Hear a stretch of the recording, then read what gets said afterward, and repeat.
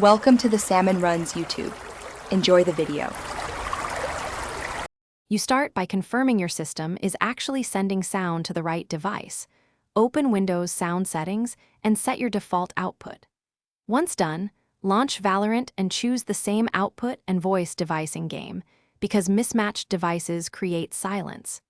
If you changed devices, restart the Riot client and the Windows audio service to reinitialize drivers. Doing this first removes common device routing problems, so you can move to more specific fixes without wasting time on obvious setup. Next, focus on drivers and software, because corrupted or misconfigured drivers often cause no sound. Update your audio driver from Device Manager. If the issue started after an update, roll back.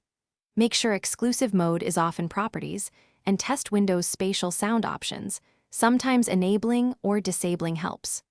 Also open your audio interface or headset control panel and reinstall the vendor driver if available. These steps address the middle layer where the OS and hardware communicate, so Valorant receives clean audio data. Finally, perform advanced recovery. Run the Riot Vanguard and Valorant repair tools, then verify game files because corrupted files can mute sound. Make sure overlays and third-party audio apps like VoIP, virtual cables, or VPN are disabled. They often intercept audio. If problems persist, reinstall Valorant cleanly to reset configs. As a last resort, contact Riot support and provide logs. If nothing works, one troubleshooting tip: test sound in another game or media player to isolate whether the issue is Valorant. Thanks for watching.